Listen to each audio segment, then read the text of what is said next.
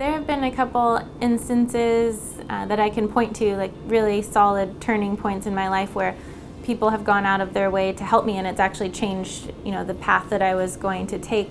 And maybe I, got used to that, and so now I'm not shy about asking for help or leaning on other folks if I need something. And of course, I'm always trying to now find ways to pay that forward, and hopefully we'll continue to, or be able to do that more down the road. And I think maybe this is a symptom of imposter syndrome, but coming to a place like MIT, I really feel like the only way I was able to finish my problem sets and get them in on time was by reaching out to other people in the class and teaming up and working on things together. And some people are just too afraid or shy to do that, or embarrassed that they're asking for help, but it was maybe the only way I made it through MIT.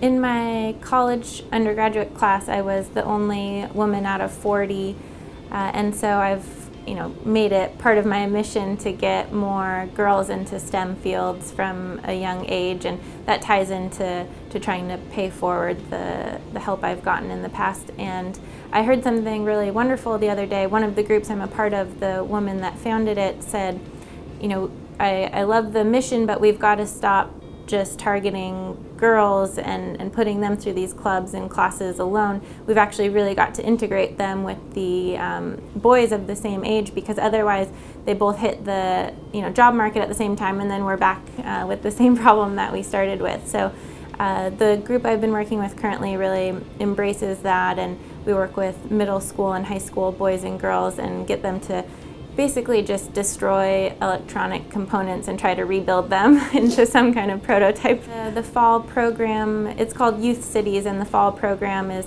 these middle school and high school boys and girls that have a STEM kind of leaning. They have to apply to this program, and the fall one, they're trying to solve a problem for Boston Children's Hospital. And this year's challenge is medicine adherence in various countries, and so they, at the end of this, they have to come up with a prototype and pitch their business plan to the audience, and some of them are 9 years old, and it's very entertaining but really wonderful. So this year I haven't seen their prototypes yet, but last year the team that won were two fifth graders, and they built an insole for tennis shoes that functioned as a controller for games you would play on your cell phone. And so if you wanted to play your cell phone games, because the controller was in your shoes, you had to stand up and move a bit. So they used that prototype to address the challenge last year, which was childhood obesity.